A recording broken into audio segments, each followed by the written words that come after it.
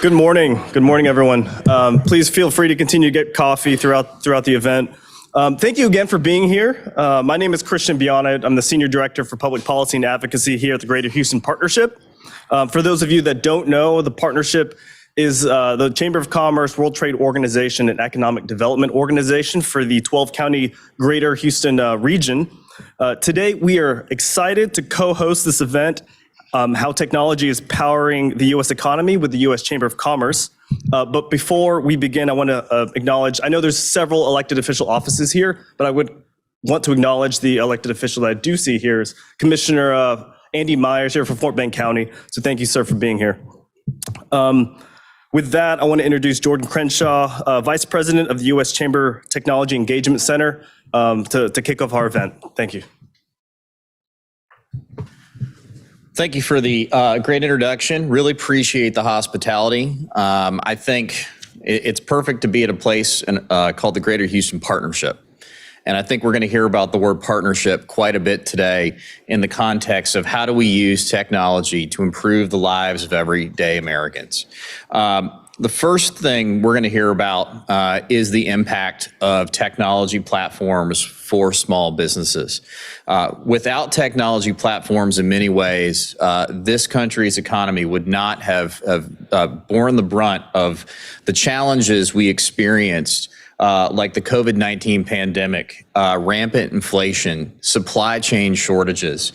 And it's that technology that has helped level the playing field for Main Street. And that is one thing we want to make sure we get the right ecosystem in place to ensure that America continues to lead.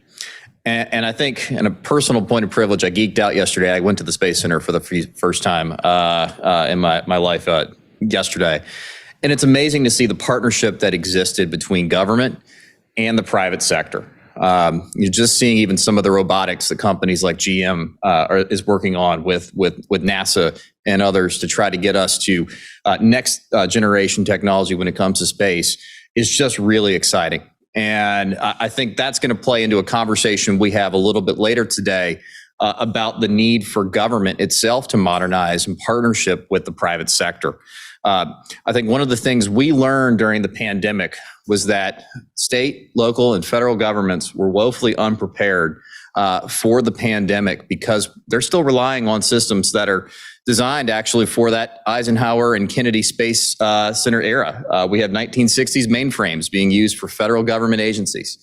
And we need to make sure that we improve upon the technology that governments can rely upon so it's actually cheaper and more efficient to provide services for constituents. But at the same time, you're actually improving the services consumers get and citizens get. And so it's a good governance perspective that we want to make sure that we get good policies in place.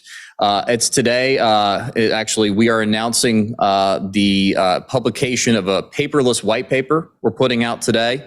It's 10 ways that government can get off paper and digitize that would make it a lot easier for citizens to get access to services and save money. And my colleague, Michael Richards, who's from Texas, actually is going to talk about that as well on his panel that talks about IT modernization.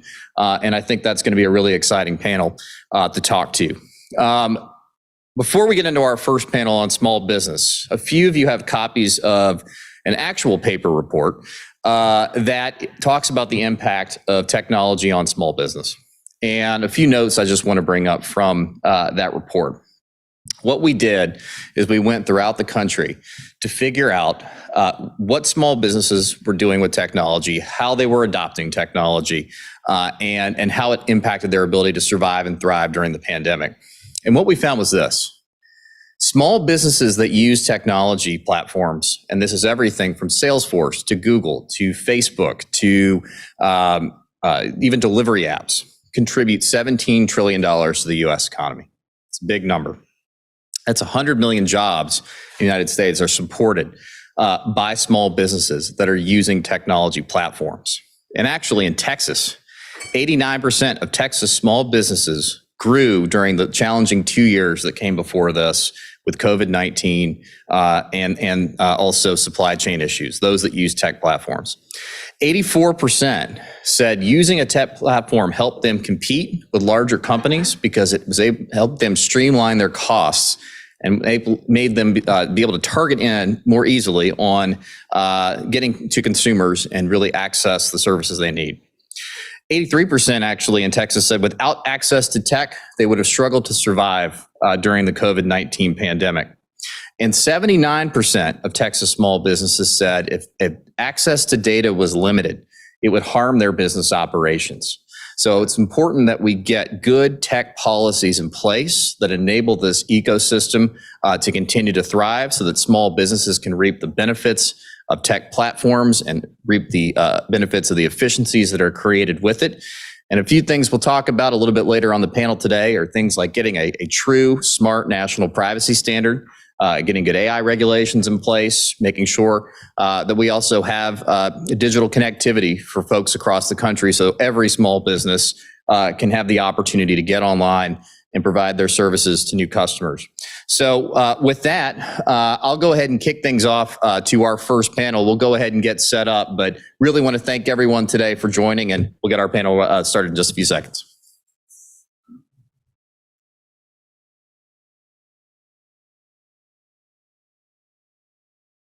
Everyone hear me? All right.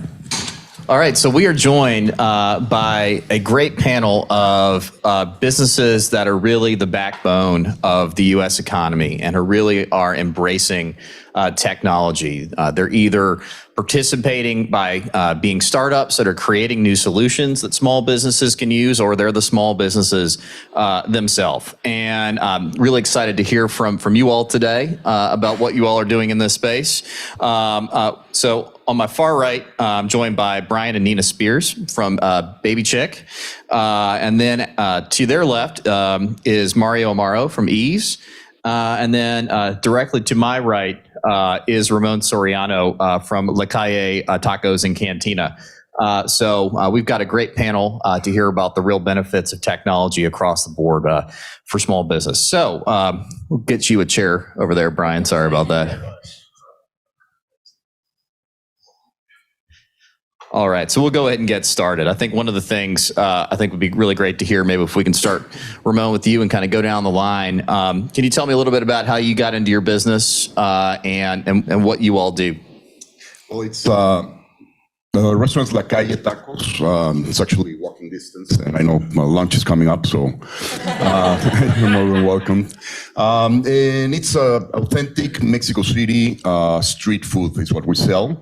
How I got in the business, I was born into the business. My dad used to own a restaurant. His dad used to own a restaurant. Was born and raised in Mexico City, and came like 20 years ago to the States to work for different corporate companies. And then when I came, I was moved by the company to Houston. And when I hit Houston, I was like, I'm staying here. And now I'm doing my own thing, and I started my own business. I like the advertising. That's great. That's fantastic. I'll see you there in about 2 hours. All right. Mario, can you tell me a little bit about your business as well, too? Yeah, so I'm Dr. Mario Amaro. I'm the founder and CEO of Ease. We are located here in Houston, Texas. So a little bit about me, I'm a physician. I'm also a U.S. Navy veteran. So I started Ease to help physicians like myself return back to their communities and open up private practices. Over the past 20 years or so, it's been really difficult to be an entrepreneur as a clinician. So the goal is to kind of revigorate this small business for clinicians so they can go back to communities, provide direct healthcare access to their communities. So that's a little bit about what we do. Excellent. And Brian and Nina, can you tell me a little bit about your business as well, too? Absolutely. So we're the co-founders at Baby Chick. We're a digital media company that caters to expecting and new parents.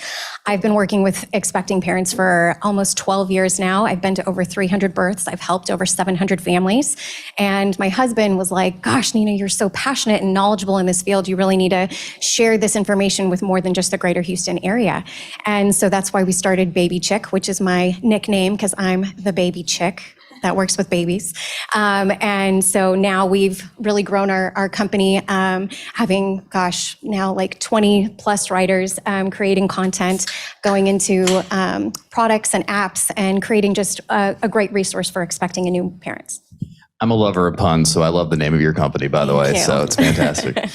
Well, thank you. I think one of the things we wanted to talk about was the last couple of years have not been easy for small businesses and entrepreneurship. Obviously we've dealt with the pandemic, we've dealt with supply chain issues, inflation. Can you tell me, and I'm going to kick this off to everybody, just about how tech has enabled you to reach consumers or really thrive and grow over the last 2 years? And I'll just kick it off to anyone who wants to talk. Well, since we're the digital media company, I'll start there. Utilizing technology has been a massive help for our business to level the playing field against these major media companies who have tons of capital and tons of employees, where somebody like us can go on and utilize Facebook advertising to reach millions of people and grow our business. Whereas if we didn't have that, we would have to go back to traditional advertising, which could be like print, television, and there's a cost associated with that too that makes that almost unattainable for a lot of businesses like us, especially we started this on our own. We don't have investors and all that, and so we grew it from the ground up. And it's just been a massive help, including when we work with sponsors, when we work with our brands that we partner with. It allows us to amplify that content across all of our users and beyond. We get about 1 million users to our website a month, and to be able to reach even beyond those people it's a massive help, and it provides value to all the clients that we also work with.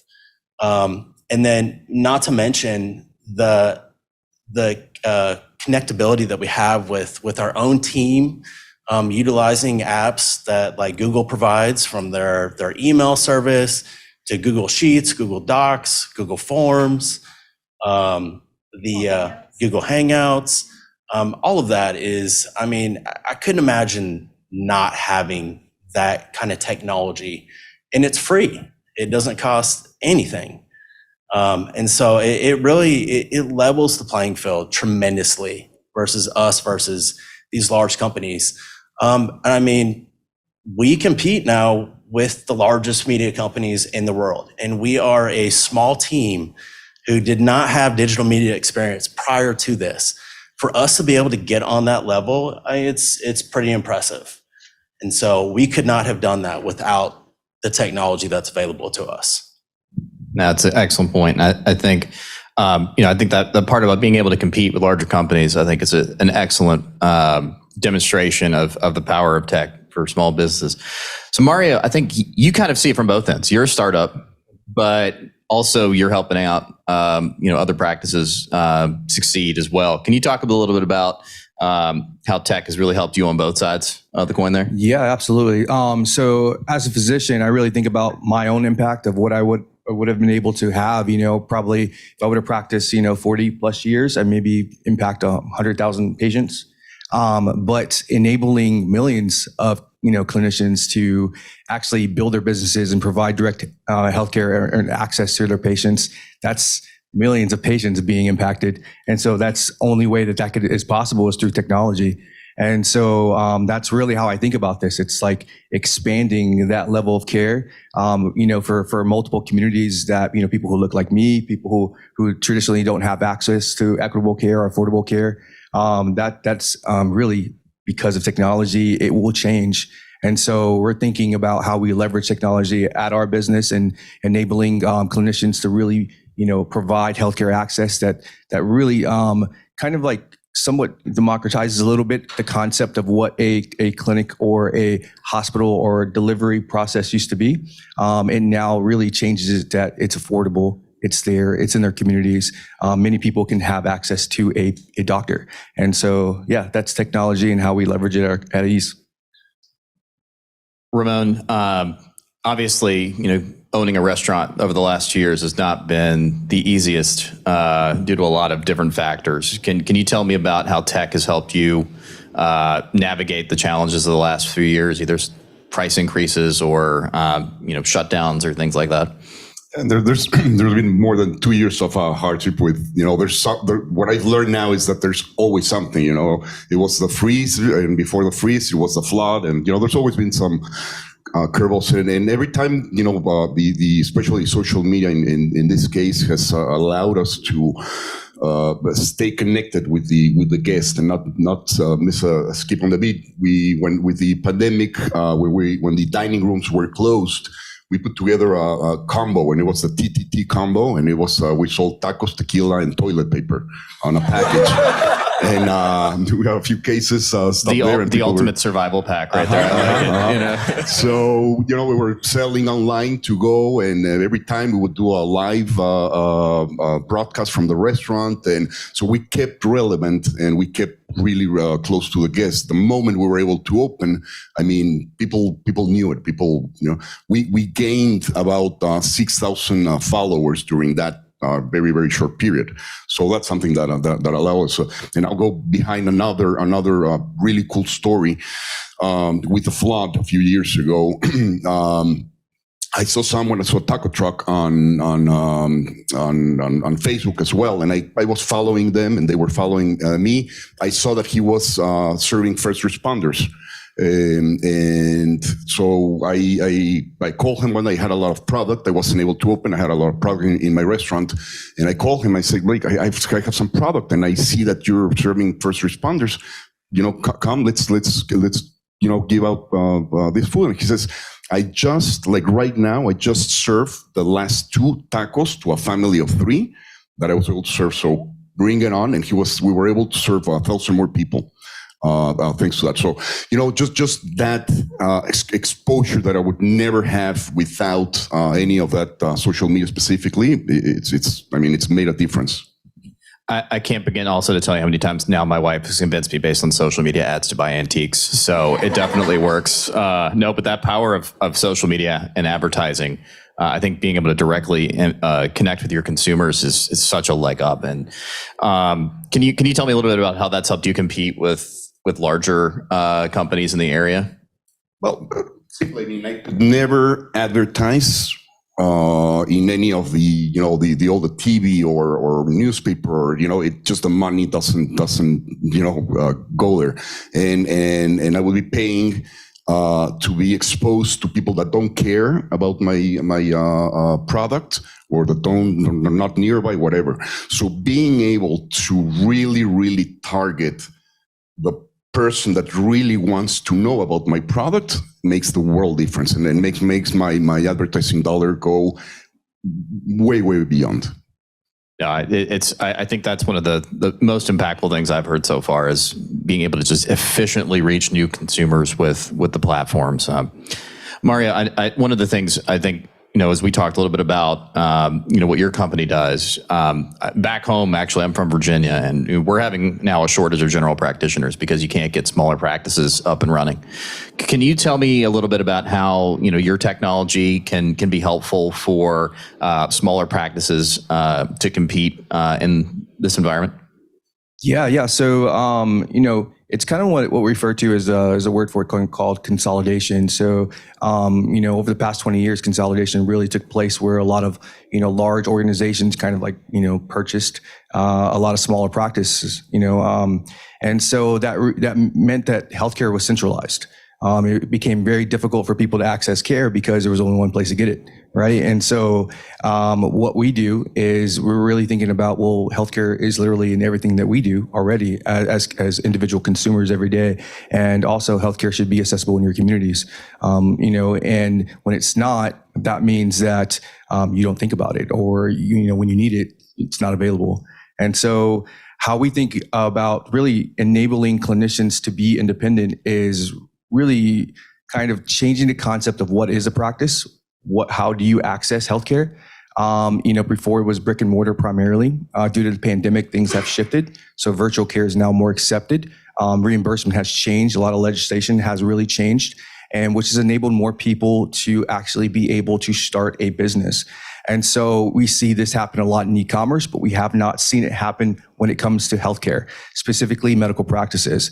And so we are enabling them, utilizing modern technology for clinicians to open up their small businesses and their communities, which we know will directly impact the community. A physician's practice, it's known that they could have economic impact of $2.3 trillion and generate over 90 million jobs, and that's a huge benefit towards local economies.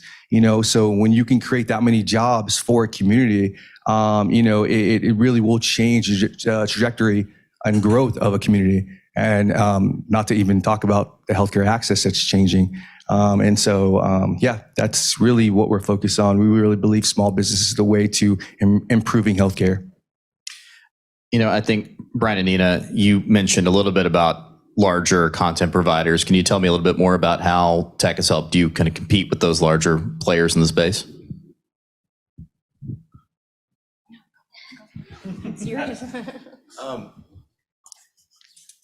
So without having the ability to build our websites, to amplify our content, it would be almost impossible to compete with the people who are our competitors, who have way more capital and resources to be able to spread their content out, get it out there. I mean, it would be nearly impossible for us to do that. One of the ways that we grew our business to begin with was back in 2015. We started utilizing Facebook advertising to target our users and to grow our audience. And that was kind of like the secret little recipe hack that we used at the beginning of our business to grow our business. It really leveled the playing field. If we didn't do that, I don't know, it would have taken forever to grow our business. And to be able to target those individuals, just kind of like what was mentioned earlier, it makes your advertising dollars go so much further. And because you are reaching the people that actually want to see your content, your products, your brand. It's extremely difficult versus somebody who can run television, print ads, who has tons of capital, who's not gonna care if their $1,000 or $10,000 didn't get to all of the right people. For smaller businesses, it matters big time. So. No, I think that competition point leads into the next conversational topic I wanted to get into is data. 4 in 5 small businesses nationally say that tech platforms enable them to compete. 4 in 5 small businesses say that if you limited access to data would harm their business operations. That same number is in Texas as well, too. It's across the board. We're seeing it. There's a lot of talk right now, either in state capitals, about passing different conflicting state privacy laws that could impact small business. There's talk right now in Washington about a new bill called the American Data Privacy and Protection Act, which can empower the Federal Trade Commission to define what types of data companies can collect. And then if they're found to be in technical violation of that law, they could be subject to lawsuits by the plaintiff's bar. And so maybe I can go ahead and kick it down the line, starting with you, Ramon. What would happen if you lost access to being able to get consumer data or analyze it? I know a lot about tacos. I know nothing about data. But what's been said, for me to be able to be placed myself, my product in front of people that really, really want it makes the whole difference. There's something that Facebook does on the ads where they will compare the top 1% of the people that actually go to my restaurant, 1%, and they'll push it to people that look, feel, think like the same thing. How can I, or which other way could I reach those people? I don't see another way to see that and to reach something like that. Mario? Yeah, so being that our business is primarily B2B, and then that they are to see, to the consumer, often they struggle when it comes to access to data, not having access to data when it comes to price transparency. They don't even really know what a cost is as a physician, and a patient comes to them and is like, hey, what's up? What is this service? How much does this cost? And they just shrug their shoulders because they have no clue. And so I think it's the opposite. We need more access to data for healthcare, to be able to really understand, not just costs, but education, getting more access to patient health data to really tap into how patients can think, how can we prevent, issues and be more proactive with our care and really dive deeper into, what it is that really impacts, our longevity, and so I would say, that's the issue that we think about all the time is how can we access more data to provide more transparency so ultimately that the patient is impacted, better, right? Both financially and for their health and a lot of reasons because, when we think of health, it's not just directly, I provide a service to you, it's some medications, that's it. There's a term called social determinants of health that actually fits everything from housing to financial to all of it. It all encompasses how to really improve that patient's healthcare outcome. No, that's a fascinating field. We actually talked about that a little bit in a report we released 2 years ago with social determinants of health about how different factors could impact someone's health outcomes as opposed to just what's in their medical file traditionally. And I think that's an excellent point. I also think, too, it's excellent to think about in terms of what we're seeing with some rules that are potentially coming out of Washington that would consider forcing interoperability, but then forcing companies to minimize their data. Well, how do you put those two together? And that's a hard question to answer when you're not an expert in the field, especially if you're an agency who's just kind of determining new rules for companies. So, Nina, Brian, your thoughts on what would happen if you lost access to data or it was too difficult in that field? Yeah, so we actually touch on this on both sides of the spectrum. So one, as I kind of mentioned, we work with advertisers or brands and companies who want to reach our audience. They want us to influence our audience about their product or make them aware of their product. And so they come to us and they have us write, let's say, a sponsored article, for example. And one of the things we want to do is we want to push that article out to all of the, our audience and beyond. But we have to target that audience because, for example, we don't want, a mom who is has children of 4-year-olds and they don't want to see a product geared towards pregnancy. And so that really helps our ability to utilize the funds that we've received in the budget that we allocate for that marketing. And then on the other side of the spectrum, one of the revenue streams that our company has is programmatic display advertising. And what that really means is when you go to a website, the display advertising that you see on that article that you're viewing, every website has it unless it's a subscription-based website. And so where that really would impact us there is it's going to, people who want to advertise on our website through programmatic ad networks like Google's ad network, they're not going to want to spend as much money if they can't control where their ads are going to go to. And so that's going to lower the amount of money that they're going to want to spend on there, which that's going to directly impact our revenue. Not to mention user experience on our website.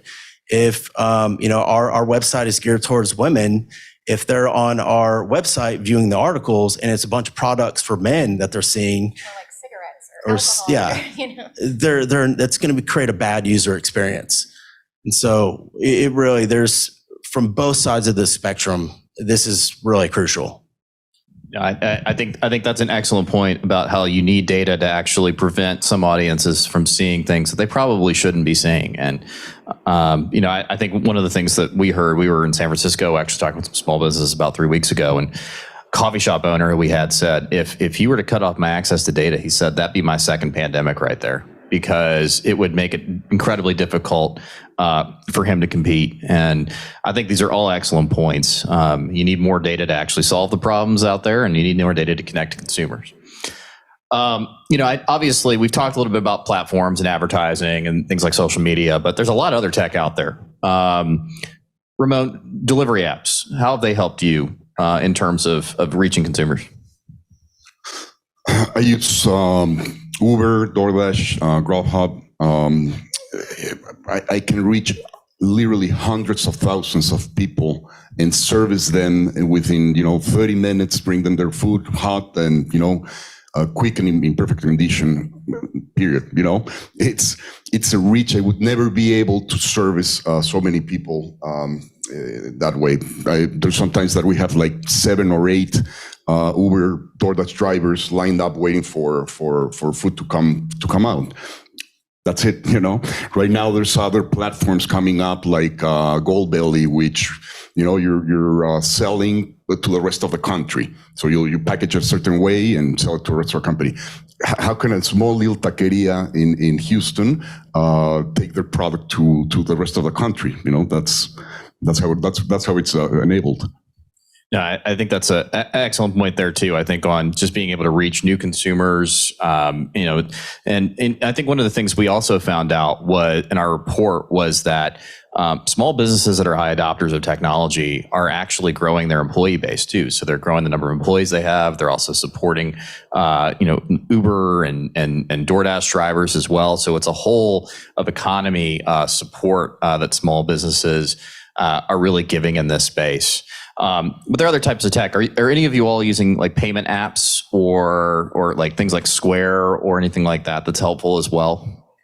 So we're primarily what's referred to as a fintech company, even though we deliver healthcare, or we help B2B, businesses kind of be established from the ground up. But our thing is we have embedded banking, and we also have embedded payments. And now we just recently introduced what's called embedded corporate card. And so the concept behind that is that cash flow is a big issue for growing practices. They can't access, if they get into network with an insurance company, they typically do not get paid until 60 to 90 days.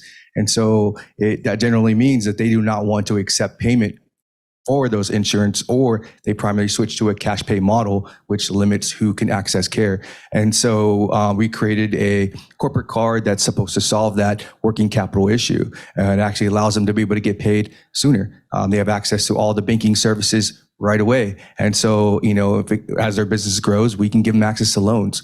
They grow faster. And so that means that more patients get access. And so primarily we are a fintech company, but we offer infrastructure for them to be able to start their business from the ground up. So that's how we're leveraging other technology in a different way for a different market that hasn't had it. Now, I think that's one of the other things that hasn't been talked about as much as we're going to a cashless society and also, providing financial services for small practices. I think that's a fantastic new innovative way of making small business grow. But we're seeing even payment options out there that use data that, require a good thriving tech ecosystem. I mean, how many of you all been to a farmer's market and you paid with the Square app? And that's tech, that's data. So I think that's one of the most important things to realize. It's not just social media; it's all different types of tech platforms. We're also we looked at our report about technologies that small businesses are actively thinking about using in the next few years, and a quarter of them are actually thinking about using artificial intelligence, which is just kind of mind blowing at this point right now that we have so many companies that forward thinking. I would imagine even more are even using it and don't even know it, but. Brian, Nina, in terms of new technologies, are there any that really excite you that you're looking forward to potentially use to help your business out as you move forward? Well, an existing technology is an app that she's got some great ideas for apps. But besides that, you've got virtual reality and metaverse stuff. You've got augmented reality. You've got Web3, NFTs. I think that there's a lot of potential use in all of these new technologies coming out. When it comes to Web3 and NFTs, I'm still trying to figure out like how do we use that in a way that's actually beneficial to our audience, not just a buzzword. And then virtual reality, augmented reality. How cool would it be to have a birth class or a pregnancy class or a parenting class, where you have this, augmented reality hologram in your living room that is exactly, or virtual reality. You can go there, but I think we're kind of far off from that right now. Maybe 5 to 10 years, but still trying to figure out how you can be one of the first to jump into those new technologies. Yeah, and I think AR and VR is something that we haven't talked about that much, but yeah, I mean, there are a lot of great examples out there. For example, I saw where one company is teaching welders how to weld using AR and VR. So you're cutting down on costs of materials, and you're cutting down on safety issues and the training. So it's another great tech that you brought up as well. Too. Any others as well too? Any other new tech that kind of excites you and you all are looking forward to using? AI is an amazing tool that is going to increase patient education. Because that's one of the biggest things when we think about the more that a patient is informed, the better off their outcomes is going to be. It's definitely been proven with tons of data, and so AI is really going to change that way. The first introduction there was utilizing machine learning, kind of like just it's more helping decision making, helping patients kind of discover where is the right place to find my care or find the answers to things. But now it's going to be, here's the right place to find the answers. Now here's the right physician to do it. Here's the right medication. It's like that logic that's going to occur is going to be incredible. And then incorporating, like as you mentioned, more VR experiences or AR experiences into that, because that also increases education. And so I think that whole concept, it's going to be incredible as we continue to build new technology, just overall for all of us, for our healthcare. Mo, any thoughts? I'm a huge VR Oculus fanboy. I love that, and I do see some use in the future for it. And my mom lives in Mexico. She can't travel. She's never seen my restaurant. I was able to create a virtual tour of the restaurant all over. I brought my mom the Oculus, and she was literally visiting my restaurant, and it was like a super touching moment. But that's how I see it coming for restaurants, where you can order the food from your favorite restaurant, maybe from a cloud kitchen from your favorite restaurant, get in the restaurant, and then you're experiencing with someone else that ordered the same food in the other side of the world, and you're sitting across a table, in my restaurant. So I think that there's some uses that will start coming along pretty cool. I can't wait to visit yours in real life. So that'll be soon. So no, I think these are all fantastic stories about how technology, whether it's payments, social media, Google search, delivery apps, even using technology to streamline payroll solutions, is really helping the small businesses that are really the backbone of this economy thrive. And even though we see some regulations out there that may purport not to directly regulate small business, a lot of the ones we're seeing out there are. And even if you were to cut out small businesses from this regulation and you cut off the data at the top end, it's still going to hurt small businesses because they're not going to be able to access the benefits of that data. And we got to make sure that we get good policies in place across the board in Washington and Austin, and even in cities like Houston as well, to make sure that this ecosystem can thrive. But I want to open up the floor. If anyone has any questions for our panelists, happy to have folks answer, and we can go from there. I think we have two over there in the back.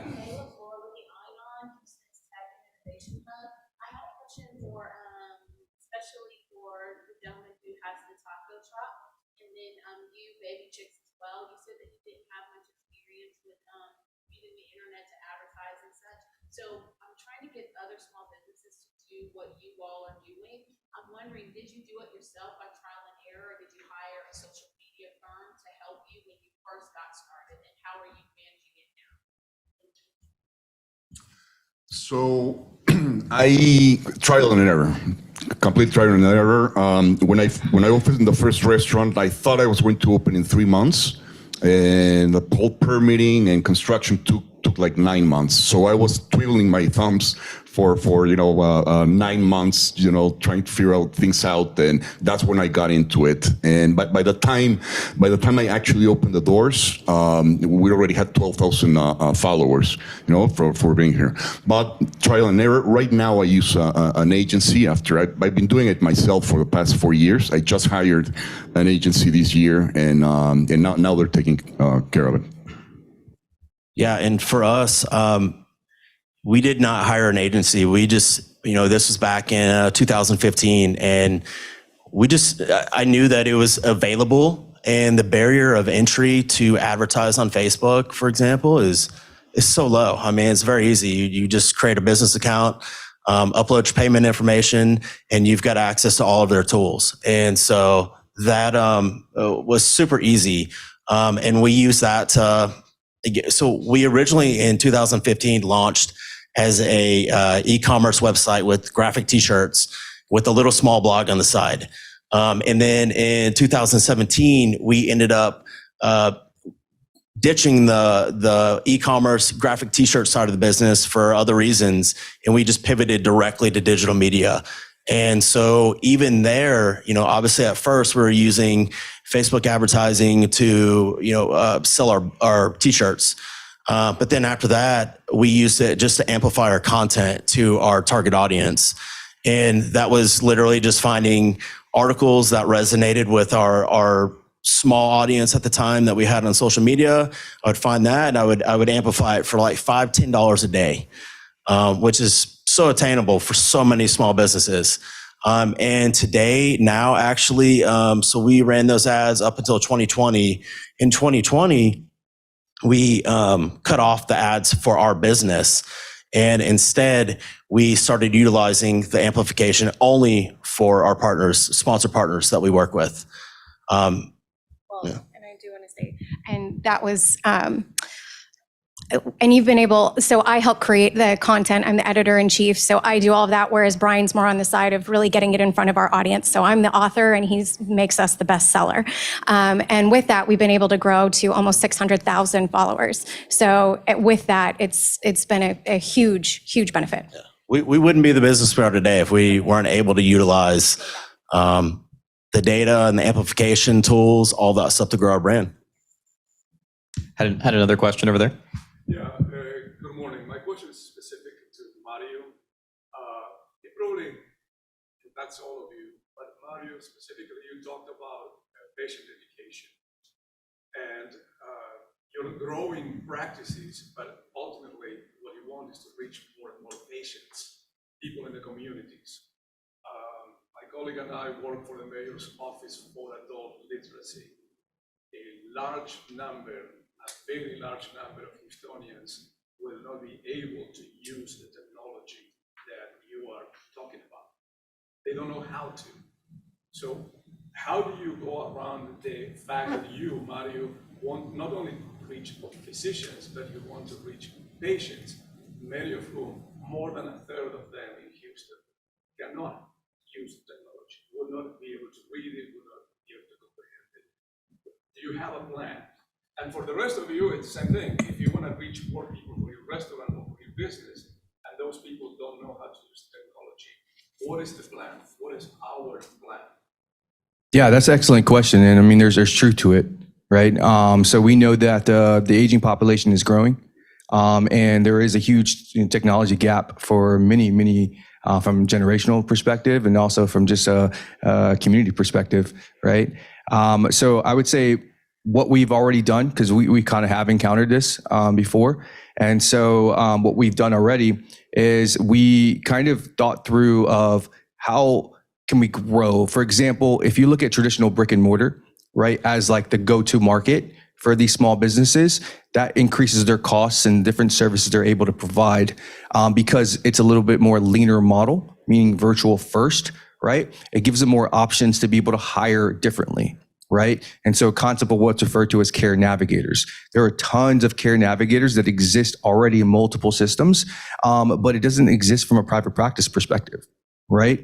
And so attaching care navigators who are also part of that community, who are not necessarily clinicians themselves, right? They just may have some education. It could be the caregivers themselves, right? Different people who are part of that community who are able to partner with that private practice. So that's what we've actually done. We have a business out of San Antonio that's done it with for Black and Latino youth for mental health. She's a psychiatrist, Dr. Robles, out of San Antonio. We established our business using that care navigator model to help increase mental health for youth. And so, and because if you think about it, that's also a barrier. Yes, children, can sometimes have access to technology, but it's also reliant on their parents, right? Their caregivers. So,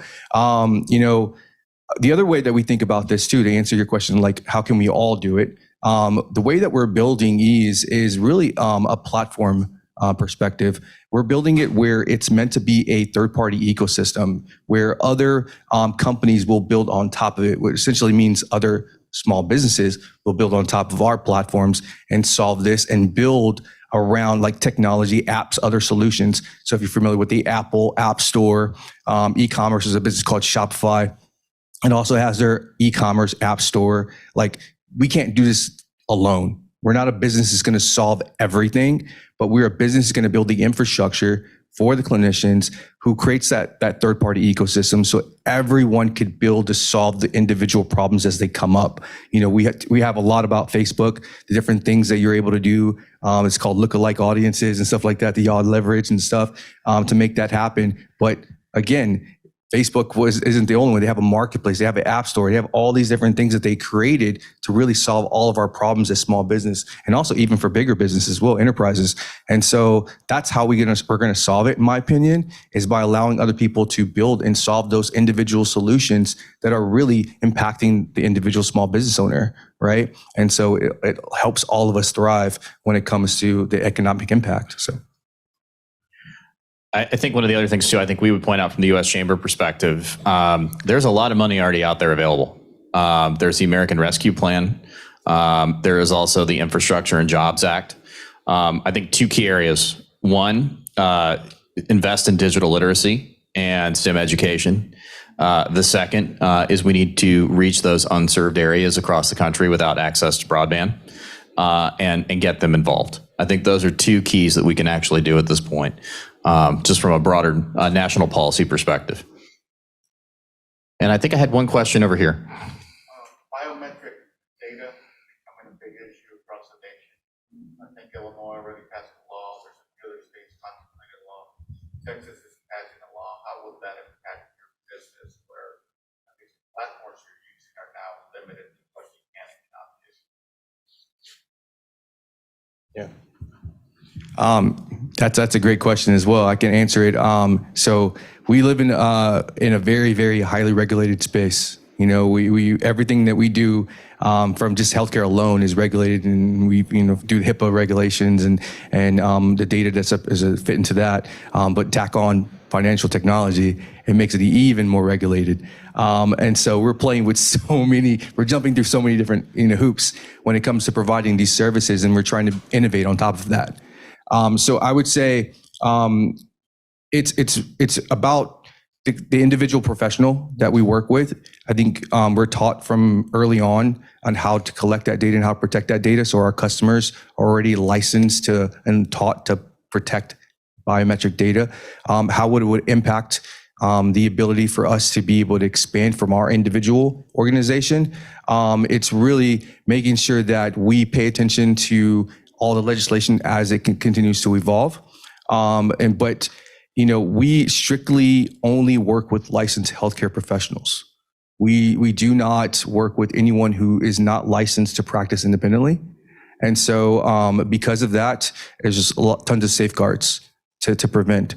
So I wouldn't necessarily say it impacts our ability to provide the B2B business of what we're doing. But then again, going back to our customers, because there is that B2B to B2C component.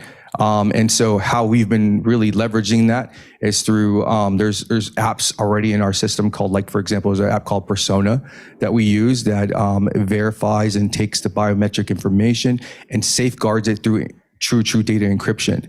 And so, you've probably done it before where when you signed up for like an Uber app or something, you have to take a picture of your license, take a picture of your things, your fingerprint, whatever it is, that information needs to be secure, so it's not shared across anywhere.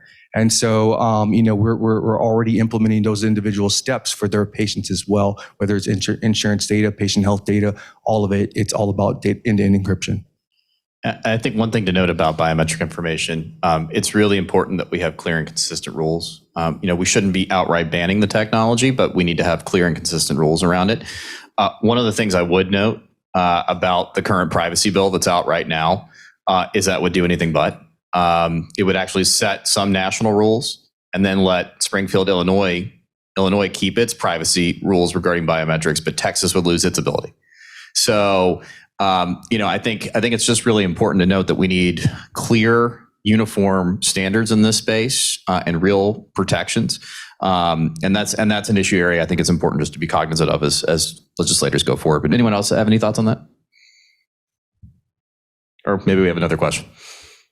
I'm just thinking through the points being made about layering up and having all these applications brought to the table. And back to his question about folks who are challenged with literacy. We've got technology that allows voice recognition, voice activated, as well as language translating software. What are the challenges of actually layering all that kind of stuff up as solutions? What are your thoughts about that? Yeah, so really it's about how has technology been built? You think about it from a healthcare perspective, a lot of technology has been built in what's referred to as a monolithic type infrastructure, meaning that it's only meant to be in a closed system. Which has really prevented other technologies being stacked on it, where it truly has that seamless experience for that end user, right, that customer.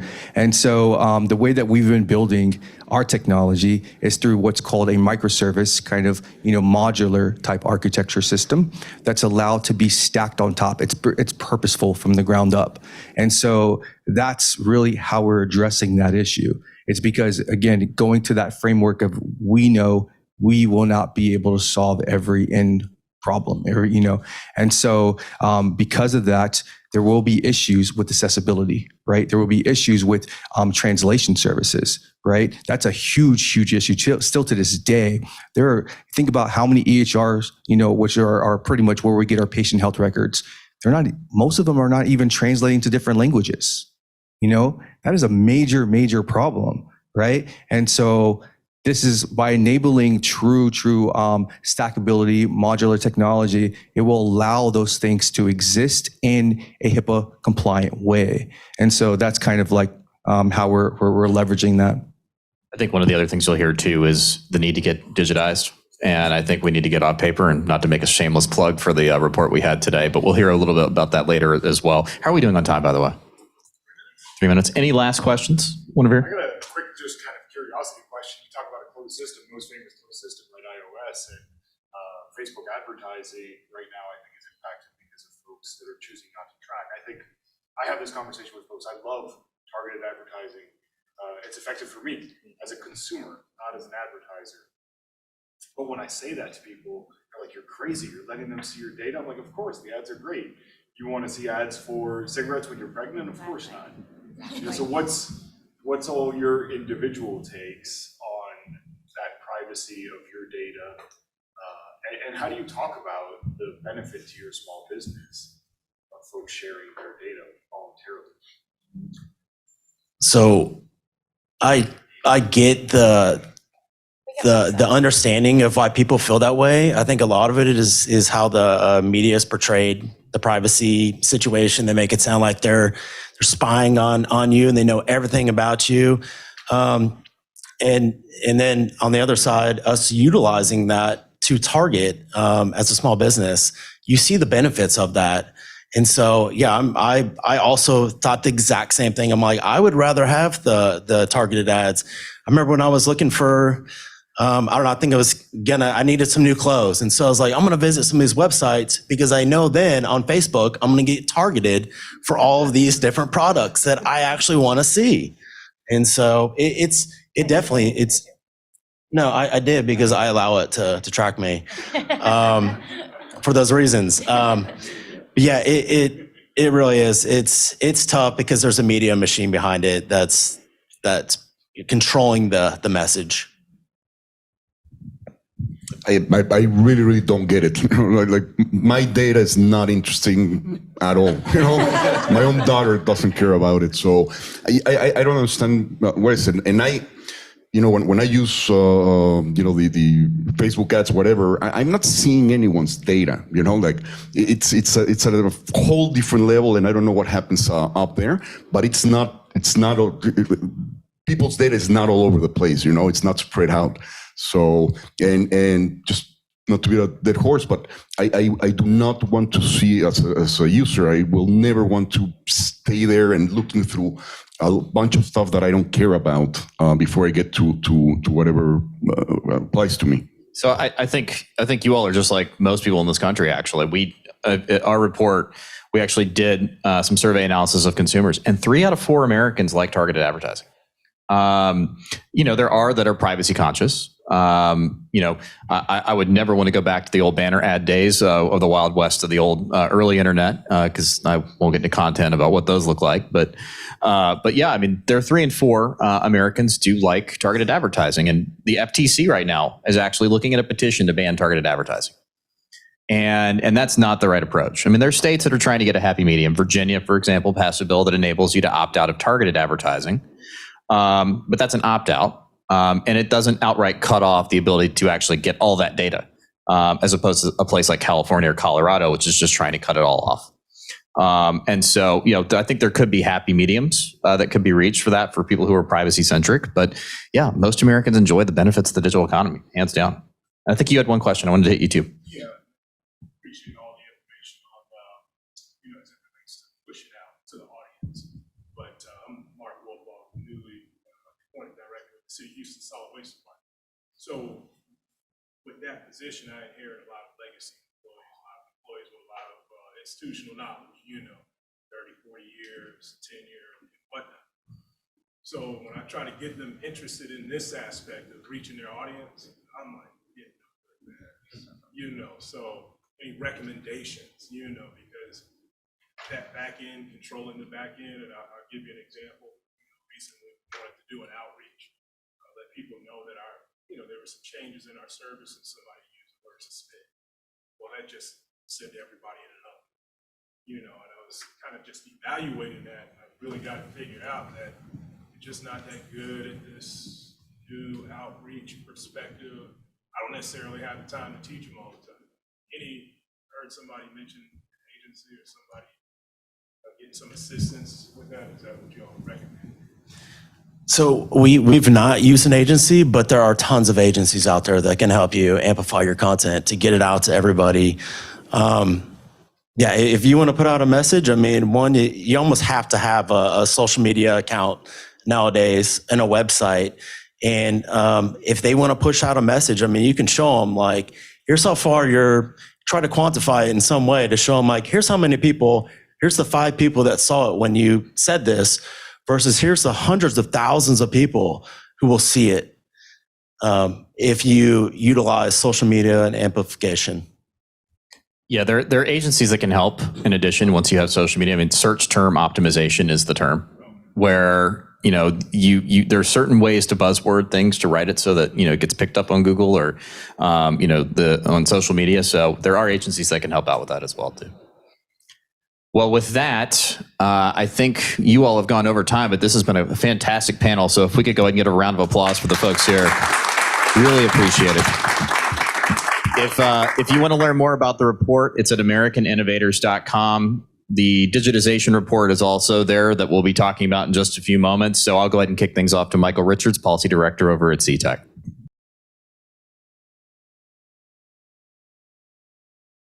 Well, I think we can get going. So on our panel today, we have 3 amazing panelists to come talk about IT modernization, need for government to invest, as well as public-private partnerships in the space. So we have Phil Keeley with Crown Castle. We have Jesse Bounds from the mayor's office. And then finally, we have Sindhu, I'm going to butcher your last name if you want. There you go, from the county. Appreciate you all being here.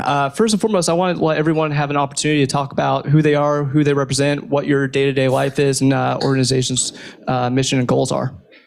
So Phil, if you want to go ahead. Great. Good morning, everybody. Phil Kelly, Executive Vice President of Corporate Development and Strategy at Crown Castle. For those of you who don't know who Crown Castle is, we're a communication infrastructure, shared infrastructure company. We own 40,000 cell phone towers, 115,000 small cells, and 85,000 miles of fiber in the US. So the last panel that was talking about the apps and engagement on social media, almost all of that happens over our infrastructure onto mobile devices.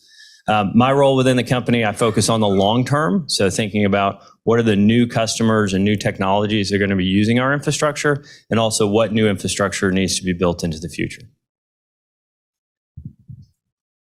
Hi, everyone.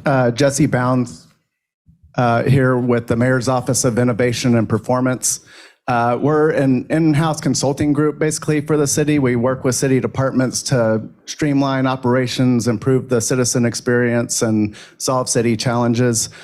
We are not an IT organization, but we do a lot with IT, with technology. We have one of the best IT organizations in the country, our HITS department that manages our technical infrastructure and our applications and that. But we're more on the user side, and that's what I'm going to be speaking to you about today.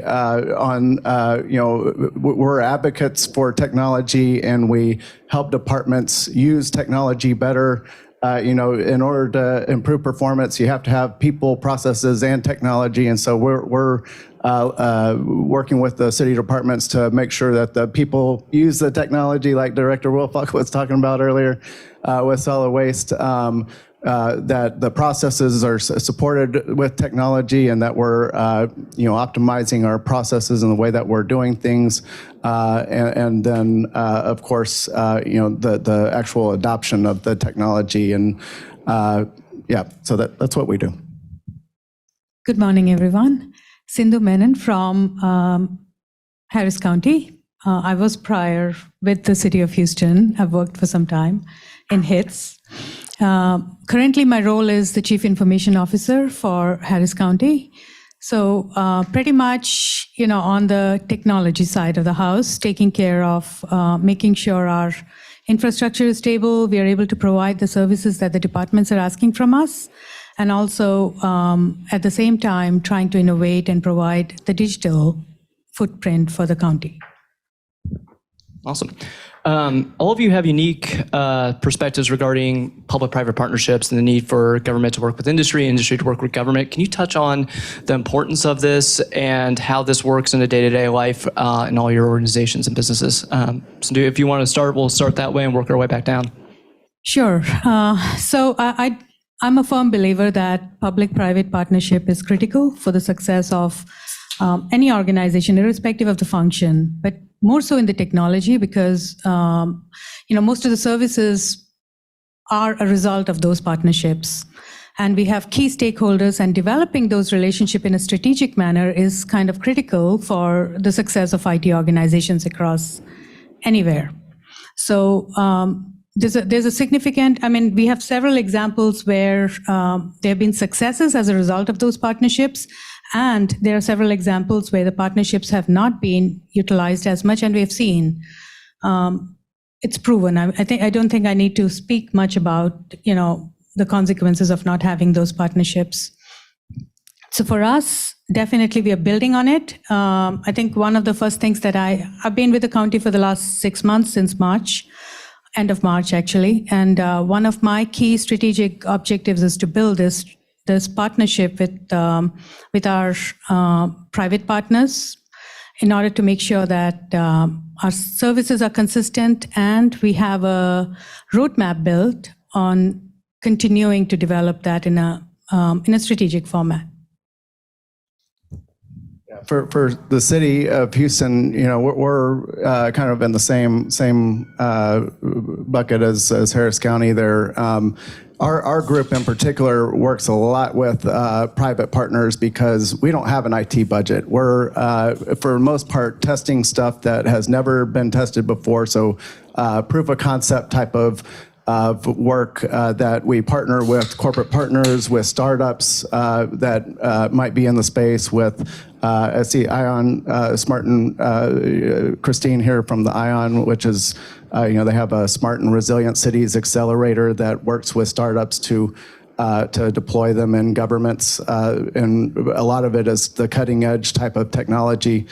Also academic partners, we have relationships with every major university in the city and others outside of the city that they have a stake in solving city problems as well, and so we partner with them. And Part of it is finding mutual benefit and mutual interest between us and our private partners. And a lot of it is the mutual interest is commercial in nature, like proving out a business case so that we buy the technology. Of course, that's a really kind of the more common ones. But there's other partnerships where we if we have technology, say, for example, there's a lot of cameras and equipment that's doing all kinds of different public safety applications right now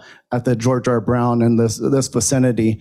Using artificial intelligence to tell us when if there's crowds forming or if people wrong way drivers and that type of thing. And there's a public safety benefit and a benefit to the city of Houston and the residents of Houston. There's also a benefit to this complex and the George R. Brown. So Houston First is who owns George R. Brown as one of the paying partners for that service. And certainly whenever we have big events, they also contribute to this. So it's finding those mutual benefits and the partners who would benefit from these services that also benefit the public. Yeah, I might pick up on what you're talking about in terms of mutual benefit. So we view the world through a shared infrastructure lens. And so when we look at all of the things that the public sector needs to invest in for IT modernization or digital transformation, these are the same things that the private sector is working on. So if you think about, I'll take an example where we're not directly involved at Crown, the cloud, right? So as private enterprises move to the cloud, government enterprises are also moving to the cloud. That is leveraging existing infrastructure and existing ecosystems that are developed for both purposes, private and public sector. The same thing is happening in both wireless and fiber. As we build out, you're referencing the wireless and the cameras downtown. We have infrastructure over there that provides that wireless connectivity to enable all of that. So if you think about the challenges that we face on the new technologies, it's the same infrastructure that needs to be built for private enterprise and public enterprise, and finding the right way to get that delivered and build off of each other is probably the best way to do it. So we have a saying, build the plan around the infrastructure, don't build new infrastructure around the plan, wherever that's possible, because there is a lot of new infrastructure that does need to be built, but let's leverage what is in place and then focus funds on building new. And then when I think about not exactly a PPP answer, but the biggest thing that infrastructure companies look to government entities and agencies is about making sure there is clear rules in terms of permitting to make the permitting process as fast as it can be, because to stay ahead for the race to 5G and other infrastructure that's needed, we really need to get out ahead and make sure we're able to build infrastructure at a low cost and in a time frame for our customers.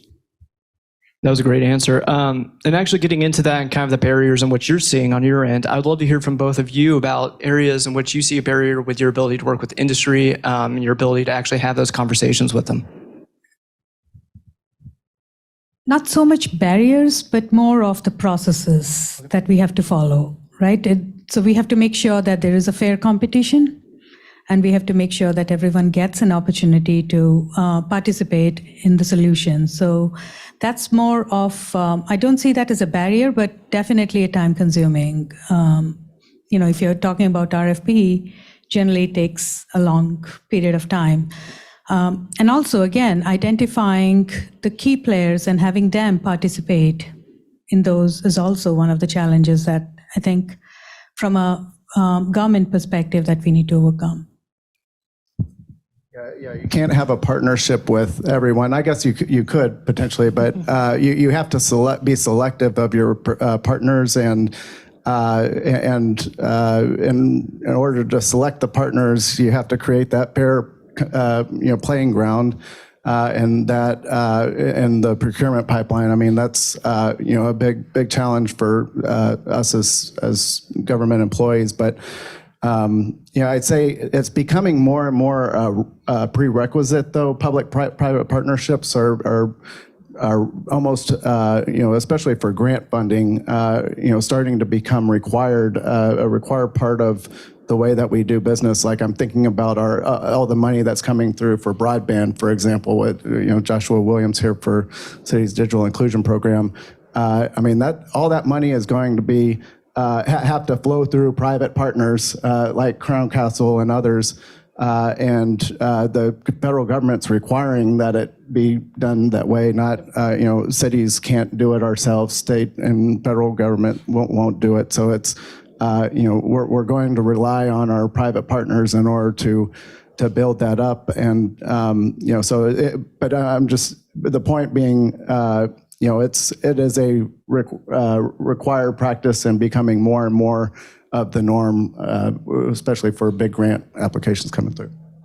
And I think we're at a time where technology is changing so quickly, right? So if I look back, I've been with Crown for 25 years. So I've seen, on the tower side, we were having these same issues 20, 25 years ago because there were no predictable processes. If you're trying to build a tower in Houston or somewhere in the Northeast or somewhere in California, everybody had different rules in terms of what process you had to go through to build a tower site, right?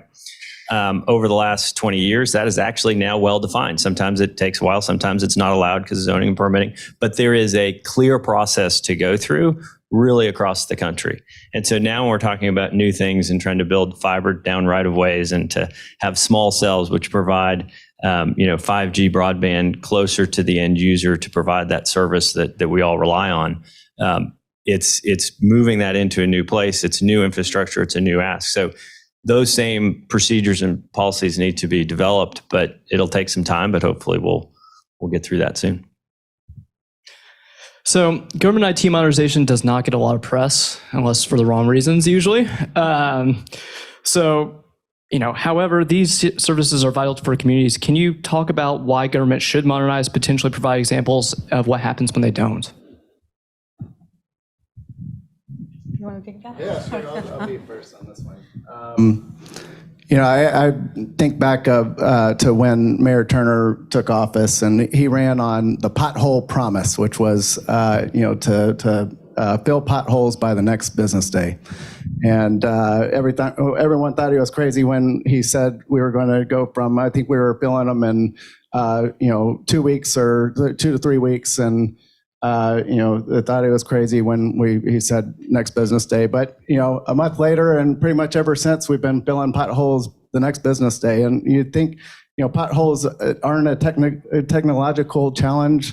We can fill a pothole in a day. That's the easy part. It's getting the right crew in the right place at the right time, whenever a citizen requests it, and then being able to do the work in an optimal way, and then have the ticket closed, and have reliable data that managers can use in order to manage that. All of that has to be in play in order for us to do the next day delivery like the mayor asked. And so, it was a technological challenge, and it was on a specific, the potholes, but we haven't really been doing the best on other service deliveries, services with the city, 311 in particular.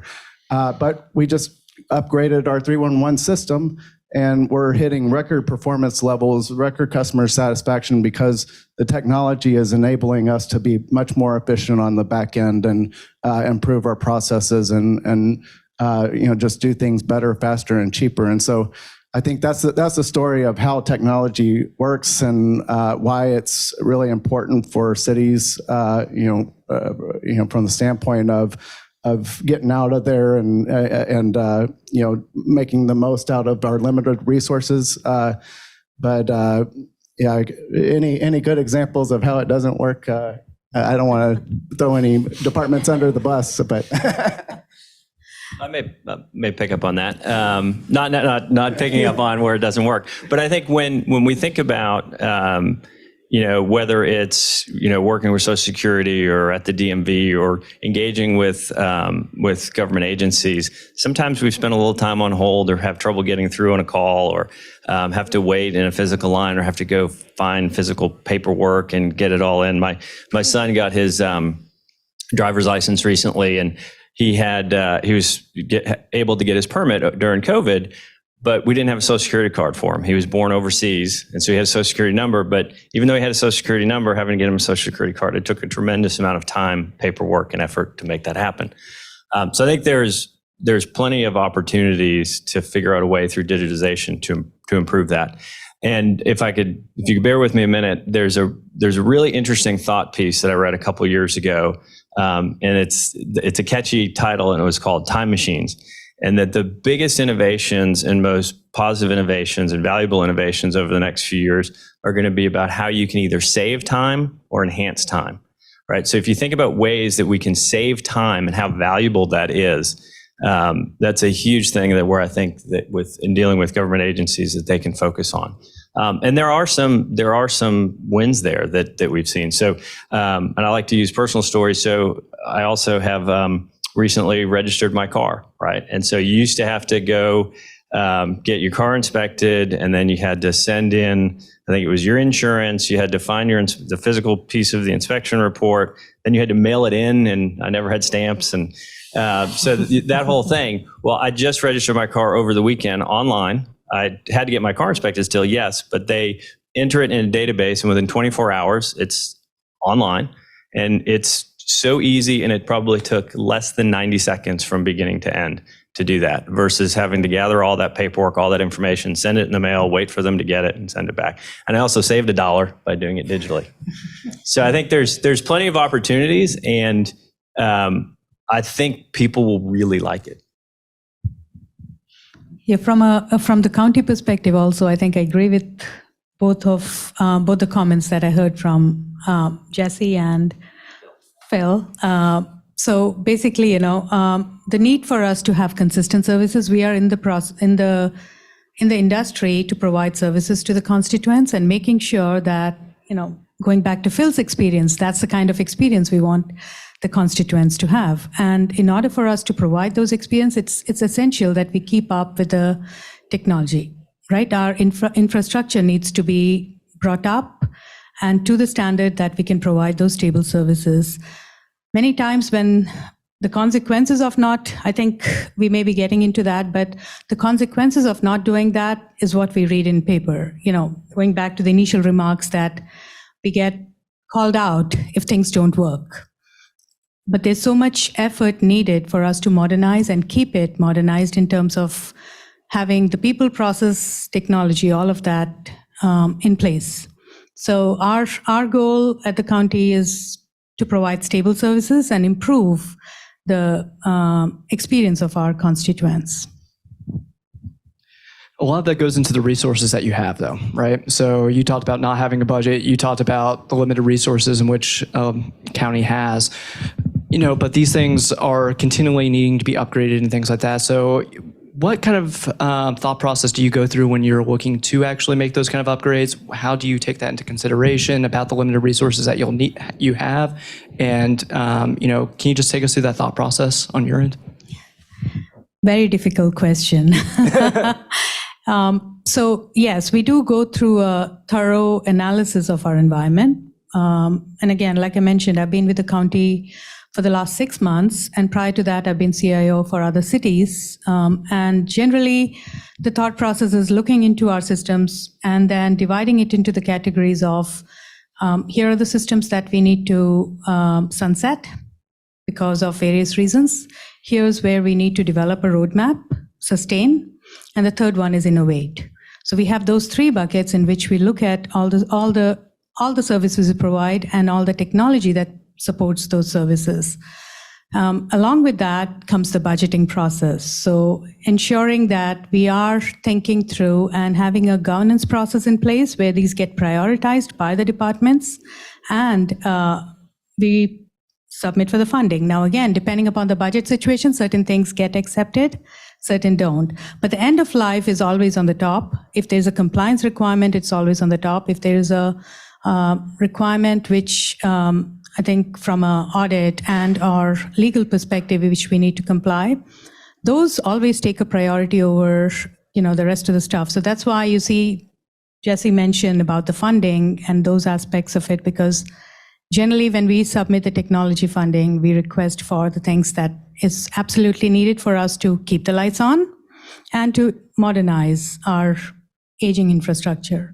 So that's primarily the way we think about that. And now in terms of the resources, again, we try in the government, basically the mantra is do more with less.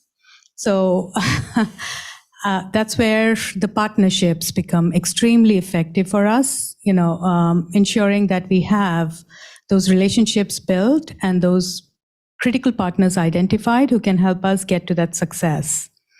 So that's pretty much how we use the thought process when we are looking at, modernization. Yeah, and in Houston, I mean, Harris County has a lot of money compared to Houston. We have a revenue cap in the city that is, causing us not to keep up with the growing population and the demands of that. And I think right now, our 5-year CIP, for example, is like $40 million, but we need to fund about $125 million or higher in order to keep up with just keeping the lights on type of thing. And so, certainly having, a return on investment and, being able to prove out that this technology is going to, result in some type of savings or efficiency, that's important.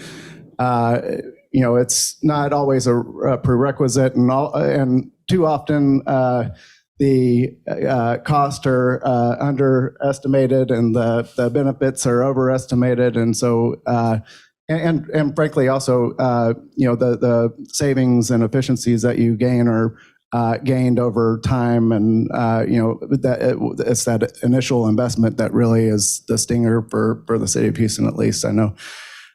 So I think if but I would say just the being able to prove out the business case, show the value, and that goes a long way towards selling it to the administration as a priority and moving the needle. I'm smiling because what both of you described is the same in the private sector as well. There's never enough money to do all the initiatives that the business escalates up as critically important digital transformation things to do. And as we have to prioritize as well. We look for what is the return on invested capital on those changes, and then we have a filtering system. So whether it's number one is you described keeping the lights on. For us, it'd be safety and compliance, that the must do's that we have to do, and then we prioritize based on, is this going to drive new additional revenues? Is this going to drive faster and better customer service, get our customers on air quicker, continue that race to 5G and get them deployed faster. And then finally, efficiencies and make our business run it more efficiently.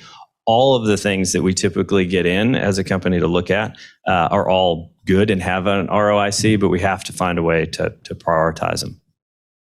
I think we heard in the last panel, Jordan brought this up on the digital literacy piece and things like the American Rescue Plan funds that are out there right now, which city and local communities can use for things like digital transformation, things like where you don't have budget caps and things like that, which can be addressed right now. Us at the Chamber, we continue to talk with state and local governments about the use of those funds for things like this because it is so vital to the community. I just want to put one last question out to you before we go out to questions.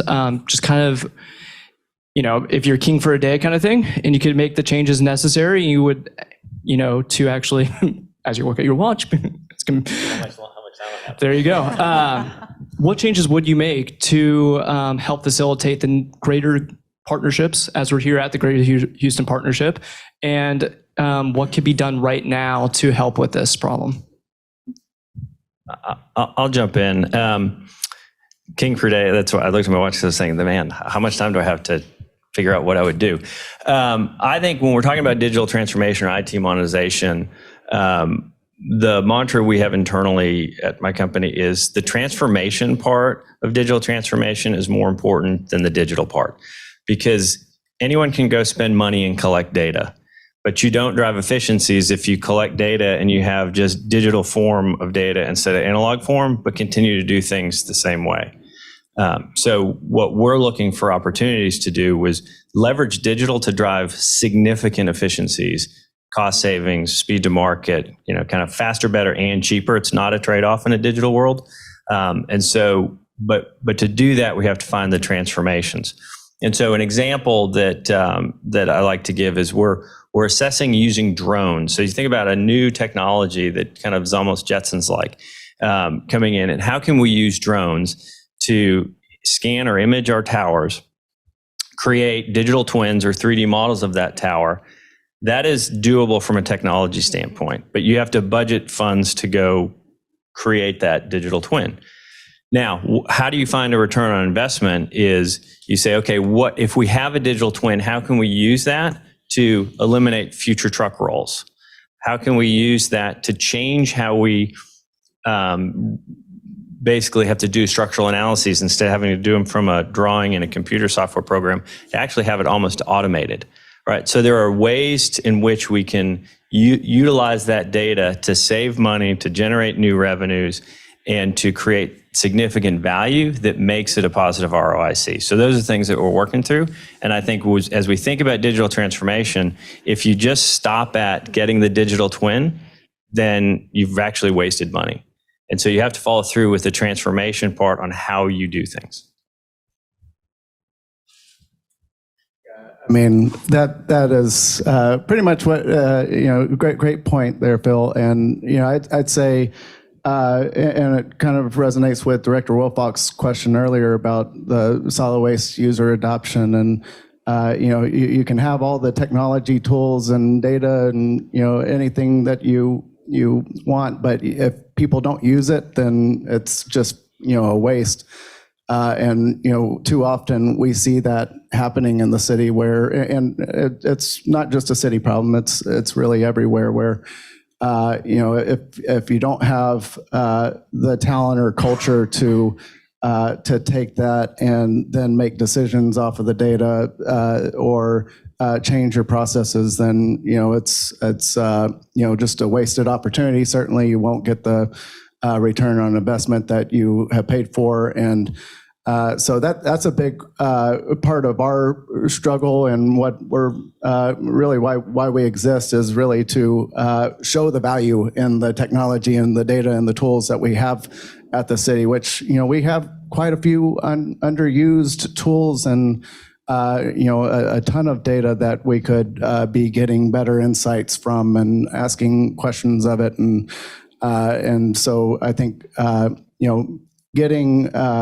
and part of it is talent. I mean, the city is unable to afford the type of talent that really will be asking the questions. We have an aging workforce, and it's but I believe very strongly in city employees and their ability to, once you show them how it works and show them the value and how it's going to transform their daily lives as a city employee and the people that they serve, that they just embrace it and they go up and perform very highly. So I think that's the big key. And to add to Jesse's comment, I think I thoroughly agree with in terms of the talent. What I've been surprised, as soon as I came in, I'm not sure how many of y'all follow Harris County, but I just jumped straight into the fire again. The infrastructure challenges as well as some of the application stability, those were my welcome gift from the county. So that's to say that, what has amazed me is the folks who work for the county, the technology folks, are extremely passionate, and they want to make the system stable as well as bring it up to the level that the customers feel happy. They're very passionate about providing that customer service. So that's a great thing. But again, going back to the point that I made earlier, it is do more with less. That has been the way we have operated so far, and I don't think that is going to change overnight, including the stabilization doesn't happen within, just a click of a button kind of a thing. So it takes time. And a strategic thought process in order to build that roadmap to where we are heading to and how we are going to get there is kind of critical. And I think most of our efforts in the last 6 months have been towards that. And I've also been building the partnerships with the various departments just to understand what their goal from a digital strategy perspective is. So all of those are in progress. So in the next few years, I'm expecting us to get to a point where we can in a solid manner move towards innovation. So CRM, we just implemented our customer relationship management system, which is going to help us explore the needs, the questions from our constituents and the requests that come in, and put it in a strategic manner where county services are aligned with those. And there are several other initiatives which are in progress. Data is another one area where we are looking into building intelligent dashboards that not just the department directors can use for making the decisions, but also the constituents can see how their county is performing. So several initiatives in progress. Could I add, to pull a thread from the previous panel, I mean, that there's tools like Facebook ads, but we were talking about that with small businesses. There's tools that, recognize that we're not all big data scientists, and, certainly we don't have the in-house capacity in the city of Houston to do a lot of coding and, development of tools in-house.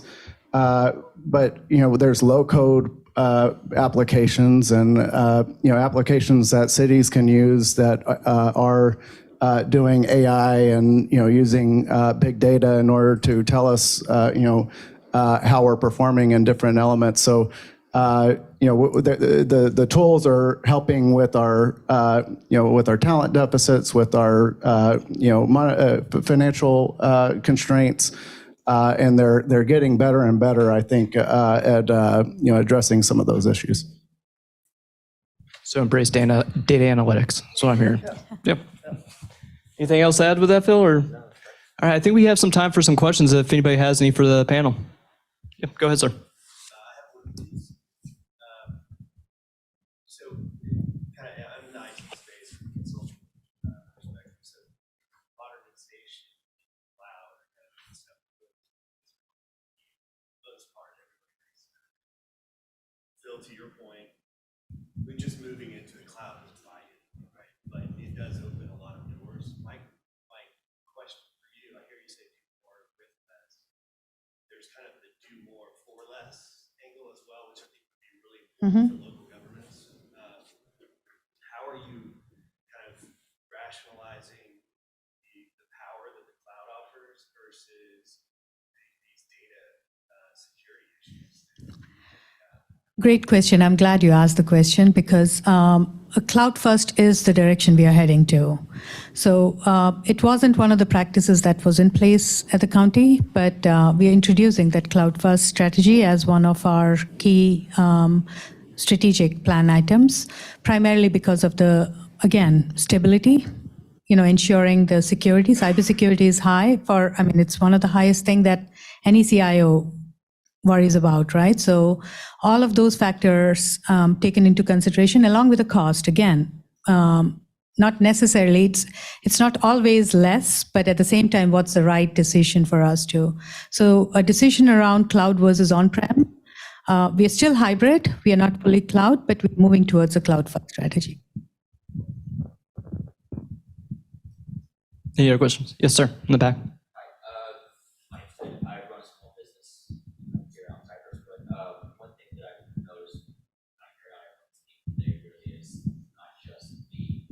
Budgeting and use of digital transformation, but really into the implementation and the adoption. One thing that we really had an interesting experience with is we implemented SAP Business One for our business as the ERP backbone 7 years ago, and we've gone and used it as a fancy accounting planning system, just because we just didn't adopt it. We want to transact so we can all speak in terms of big plans and big budgets, but really the implementation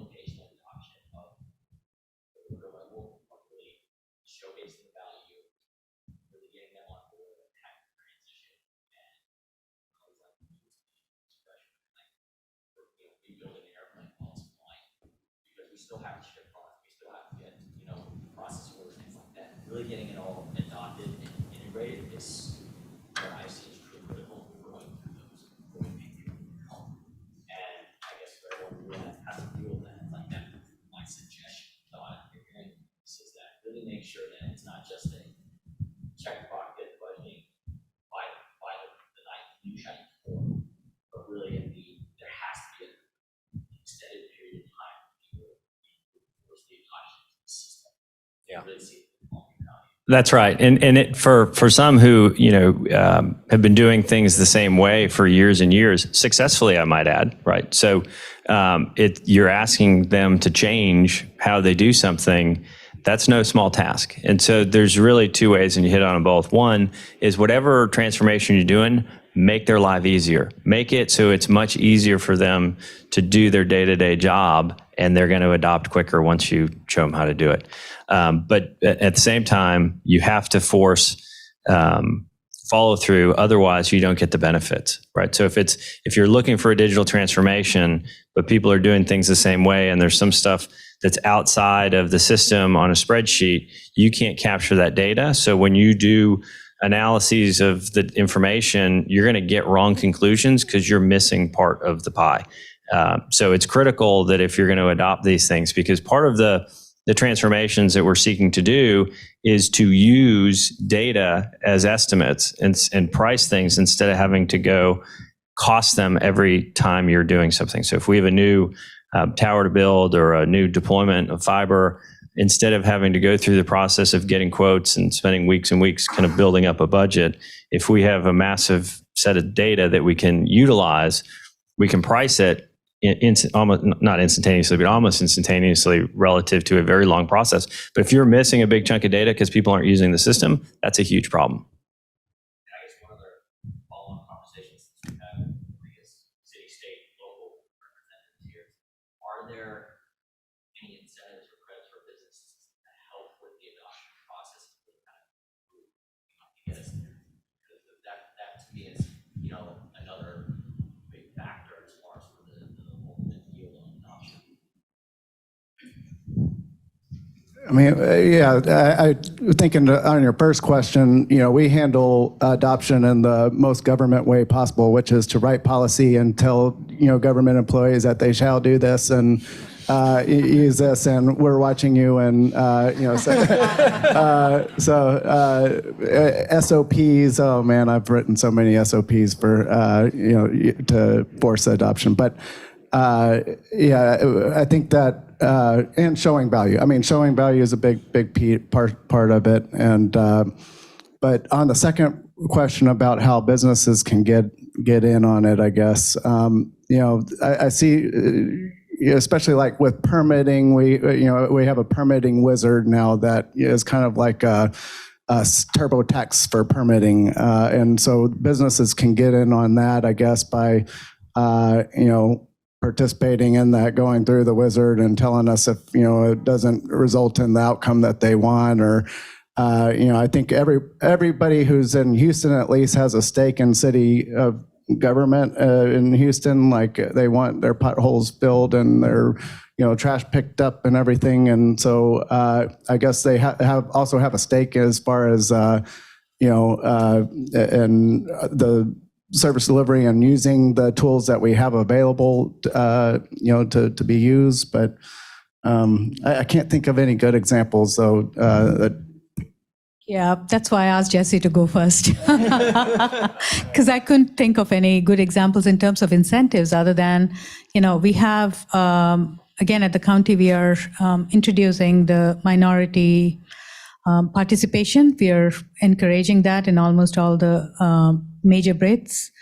In terms of incentive, I think it's pretty much, we have to go through our procurement process, and there's not as much visible incentives in terms of what we can offer the small businesses, other than the MWB goal that we strive towards. Let us know, though, if you can think of something. Yeah. Sir in the back. So, we are talking about the importance of the piece, and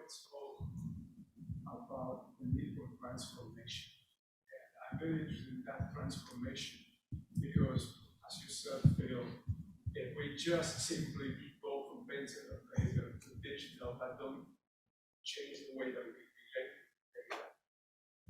Nothing will change. So my question is, and I'll give you an example of why I asked. My question is, what is the role of the PDs in fostering that transformation? And specifically, what could be the role of the city and state government, and the city and county government to foster that needed transformation? The example I will give you is personal, but it has to do with health. I'm going to have 2 surgeries in the next month. One this week, one next month. I had to go online because everything is digitized now. And for 1.5 hours last night, I filled a lot of information about my whole health. And I got what apparently is called a health passport. I go to the next system for next month's transformation. I have to enter it all again because they are not conversing. From the perspective of the employee of the city, which I am, I'm interested in the fact that it's the same network, it's the same insurance, the city is working, and yet my data is parcel. There is no transformation. I have to enter. I will see the user does not see the efficiencies, the time saving.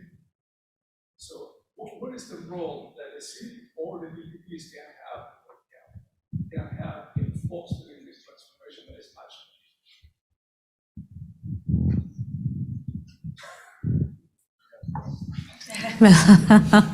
So that's a great question because in your example, like, I don't know if you provided your feedback to the healthcare system that you were working with. Yeah, so that's one thing, right? So if we know that you're experiencing those kind of pain or you have feedback about the websites, I think any kind of forms, the best way is get back to us, provide us your feedback.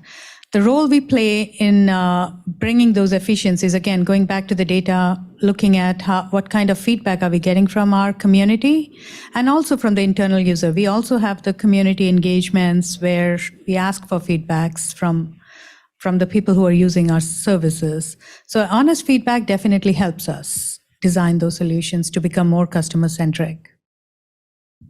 The solution is going to be pretty complicated, though. So I assuming there are 2 different hospitals. Okay. So those are 2 different businesses that may not want to share information with each other. So that's going to be a challenge. Yeah, I missed that. I thought it was the same system. I asked the question, what is the role of multi-DPs or the government? Because they have 2 different businesses. I do understand that. And yet they have 2 businesses that the city is doing business with because my insurance is with the city. And I see a potential for, if there was, you talked about operating procedures, SOPs. Well, if there was an SOP written that they tell the 2 hospitals do share, if the customer,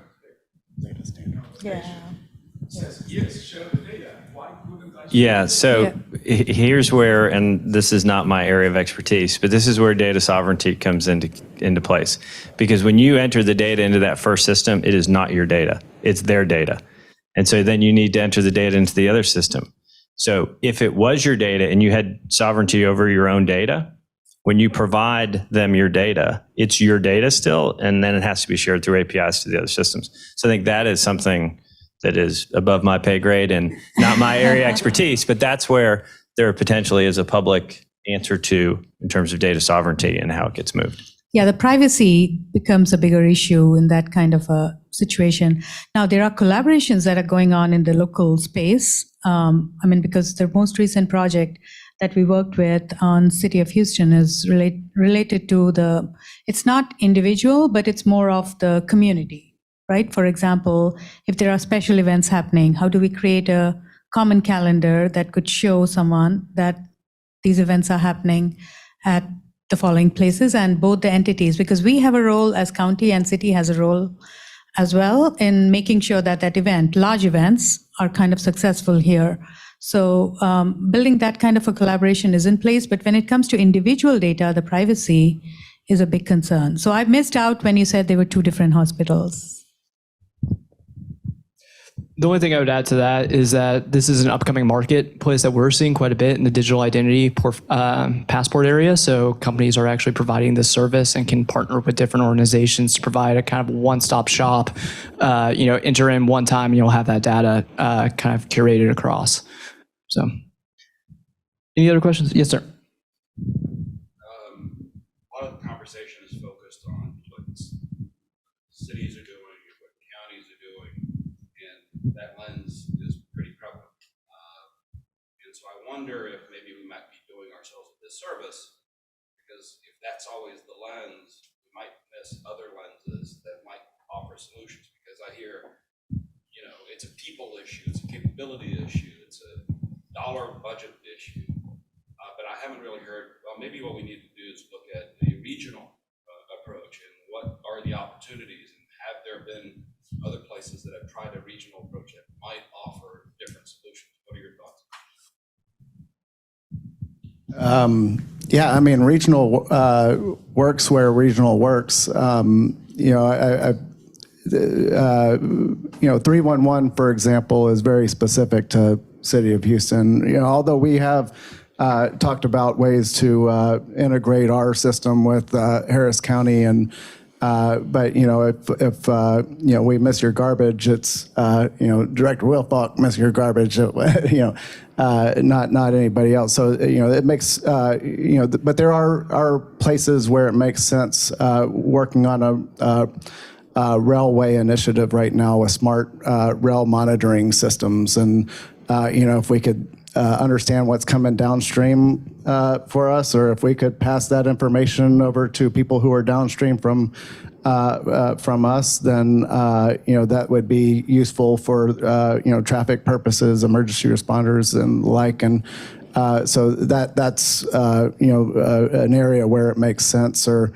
with digital inclusion, for example, all the money that we're getting is going to likely flow through our regional council of governments. And so, getting on the same page with HGAC is really important on that. And, because it's a regional, grant and, a regional problem, and air quality, another regional issue that just doesn't impact the city of Houston. So it makes sense where it makes sense, and where it makes sense, we're definitely looking at it. I want to touch on, because I think one thing that we probably didn't spend enough time on the panel is talking about kind of future technologies and smart cities and true transformation that I believe is coming.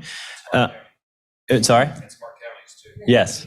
So we're talking about efficiencies and how we can make our organizations run better, but real transformation is going to come in terms of IoT sensors that can detect smog and can detect so if you live through the Houston freeze, have leak detection on your pipes and have automatic shutoffs. So instantaneously, if you have a pipe burst, your water gets shut off. So there's some really neat innovation that is quite transformational that's coming. I spoke a little bit earlier about drones. So if you think about drones for public safety and having a drone launch and over a fire with inside of 2 minutes from the call. So as the fire department's on the way out, they have situational awareness of the fire, know where it's too hot to get for the firefighters to go in, know where the best way to attack the building, where to direct the flame because they have infrared cameras in the drone. It's truly astounding, the technology that's coming, but it can't be developed on a local Houston or even state level. You have to take best practices and figure out what is being developed. And then typically with high tech, you'll end up with kind of global winners in some of this technology that needs to be leveraged across all communities. So I think when we talk about efficiencies with our own business and kind of getting better in kind of our technology solutions, that's one thing. Talking about truly transformational technology that can be adopted in the coming decade, I think you have to kind of lift your head up and look at what are best practices, not just across the US, but across the world. Yeah, public safety is one of the best examples where you see a lot of regional collaboration because, everyone cares for the safety. So there's 911, as well as, in terms of data sharing, as well as other venues, we see a lot of collaboration happening in the public safety space. Now, there are definitely several opportunities for regional collaborations, definitely there. Even our higher ed, in the higher ed space, community space, there's several collaborational opportunities. So transformational solutions can be built if there are partnerships in place. Transportation too. We have a model really for regional transportation collaboration through Transtar. All that data is going to Transtar. They have tons of sensors that every agency around here are feeding to that central hub, and we're able to make really good decisions in real time because of it. All right, I think that's all the time we have for this panel. Appreciate everybody coming out today. Appreciate the panel. If we can get a round of applause for them real quick. I think it's important to say that tech is helping small business. It's helping government get smarter. And I want to thank our host, Greater Houston Partnership today. Really appreciate it. And we look forward to working with you all in the future. So thanks again.